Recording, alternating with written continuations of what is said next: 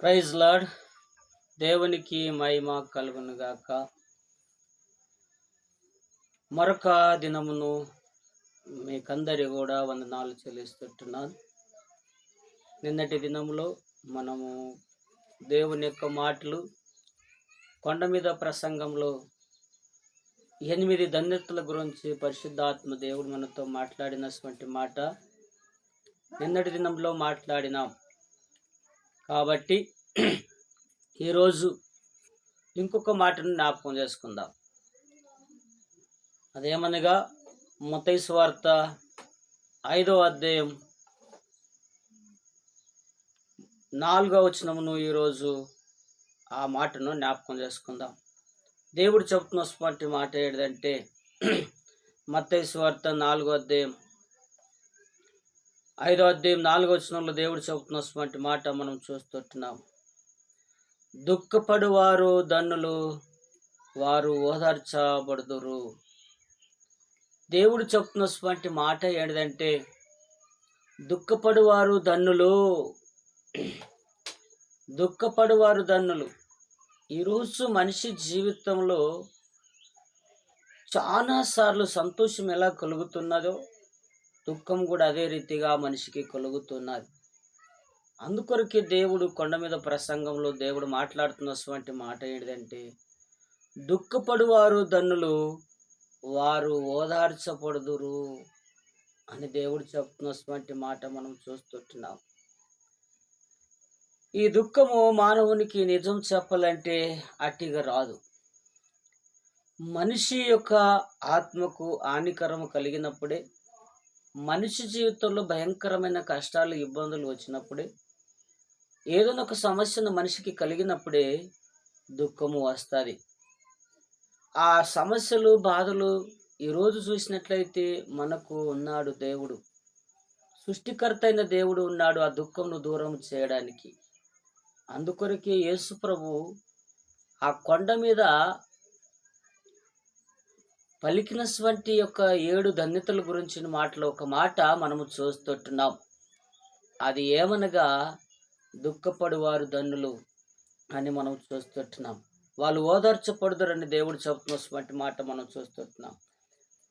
అదే రీతిగా ఏ రీతిగా ఓదార్చపడుతూ ఉంటున్నారో మనం చూసినట్లయితే దేవుని యొక్క వాక్యంలో చాలా చక్కగా చెబుతూ ఉంటున్నారు.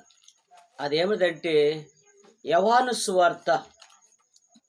సువార్త దేవుడు పలికినటువంటి బోధ చేసినటువంటి బోధలో ఆ కొండ మీద ప్రసంగంలో దేవుడు చెబుతున్నటువంటి మాట మనం చూస్తున్నప్పుడు అది చాలా విలువైనదని చెబుతున్నటువంటి మాట మనం చూస్తున్నాం.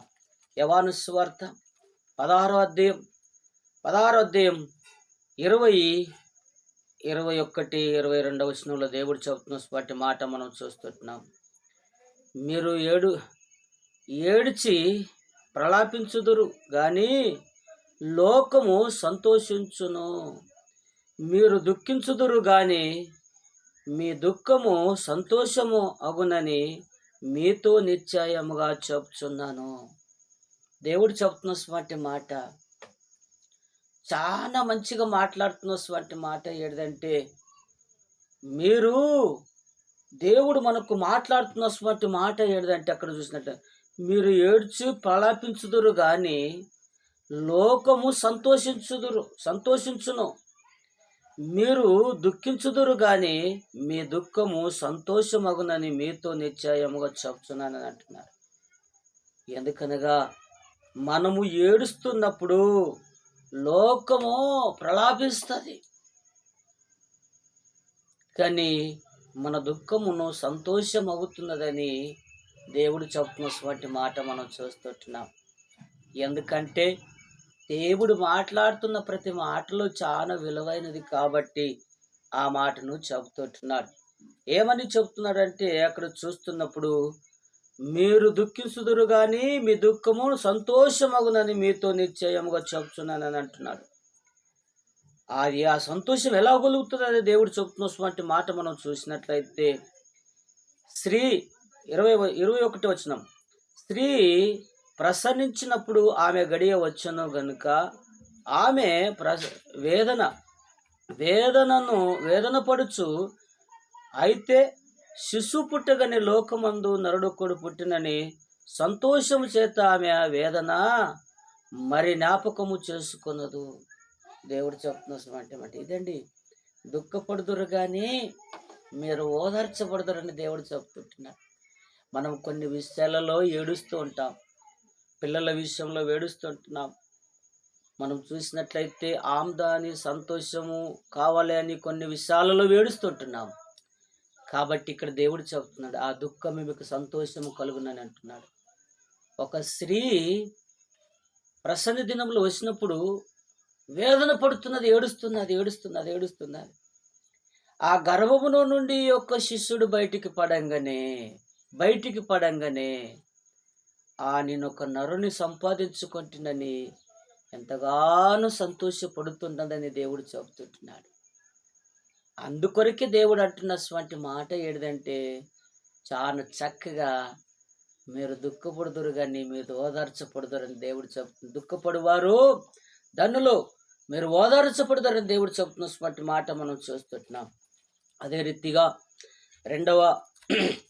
రెండవ కొరింథీయులకు రాసిన పత్రిక పౌలు మాట్లాడుతున్నటువంటి మాట 7వ అధ్యాయము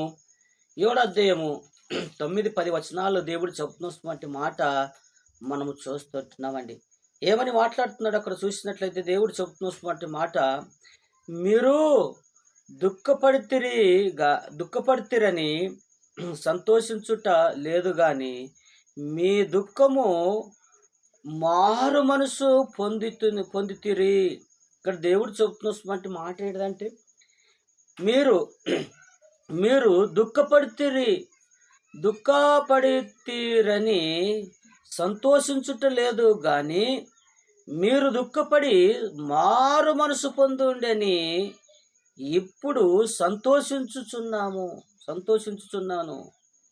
దేవుడు చెప్తున్నటువంటి మాట ఇక్కడ, మీరు దుఃఖము ఏ విషయంలో దుఃఖపడుతున్నారని దేవుడు చెబుతున్నటువంటి మాట, మారు మనసు కలిగిన బిడ్డలకు ఖచ్చితంగా దుఃఖపడువారు ధన్యులు, వారు ఓదార్చపడతారని దేవుడు చెబుతుంటున్నాడు. రాబోయే కాలంలో నిజానికి చెప్పాలంటే ఆ కన్నీరు తుడిచేవాడు ఉన్నాడు. మారు మనసు పొందిన ప్రతి బిడ్డకు కన్నీరు తుడిచేవాడు ఉన్నాడు. దేవుడు చెప్తున్నటువంటి మాట చాలా మంచిగా దేవుడు చెప్తున్నటువంటి మాట మనం చూస్తుంటున్నాం. చివరిగా ఇంకొక మాటను మనం జ్ఞాపకం చేసుకుంటున్నప్పుడు, ఈ దుఃఖపడి వారు ఓదార్చపడుదరని దేవుడు చెప్తున్నటువంటి మాట ప్రకటన గ్రంథం 21వ అధ్యాయం 4వ వచనంలో దేవుడు చెప్తున్నటువంటి మాట మనం చూస్తుంటున్నామండి. చూడండి, అక్కడ చూసినట్లయితే ప్రకటన 21వ అధ్యాయం 4వ వచనంలో దేవుడు చెప్తున్నటువంటి మాట మనం చూస్తుంటున్నాం. ఆయన వారి కన్నుల ప్రాశపిందును తుడిచివేయును, మరణము ఇక లేదు, దుఃఖమైనను ఏడుపైనను వేదనైనను ఇక ఉండదు. మొదటి సంగతులు గతించి పోయెను, సింహాసనములో నుండి వచ్చిన గొప్ప స్వరము చెప్పుట వింటిని. దేవుడు చెప్తున్నటువంటి మాట, దేవుడు రాకడి సమయంలోలే ఆ దుఃఖము విషయంలో దేవుడు చెప్తున్నాడు. అందుకొరకే కొండ మీద ప్రసంగంలో దుఃఖపడు వారు ధన్యులు, వారు ఓదార్చపడదురని దేవుడు చెబుతుంటున్నాడు. ఎందుకనగా మనోవేదనతో బ్రతుకుతూ జీవిస్తున్నప్పుడు ఒక ప్రసన్న స్త్రీ ఆ రీతిగా ఉన్నప్పుడు నరునికి ఒక సంపాదించుకుంటున్న సంతోషంతో ఆనందంతో ఉన్నట్లుగా దేవుడు చెబుతున్నటువంటి మాట మనం చూస్తుంటున్నాం. అదే రీతిగా ఈ లోకంలో ఉన్న నదులు కూడా మనసు మార్చుకొని నా దుఃఖమును దేవుడు సంతోషంగా మారుస్తాడని ఒక మనసు మారిన బిడ్డలుగా ఉండాలని పౌలు హెచ్చరిక చేస్తున్నాడు.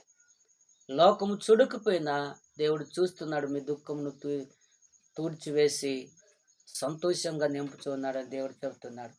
అదే మాట ప్రకటనలో దేవుడు ఒక దర్శనంలో యోహాను భక్తునికి మాట్లాడుతున్నాడు. ఏమని మాట్లాడుతున్నాడంటే, రాబోయే దినములలో మీ కన్నీరు భాష పెందును తూడ్చబడుతున్నది, ఇక దుఃఖము లేదు, ఏడుపు లేదు అని అంటున్నాడు.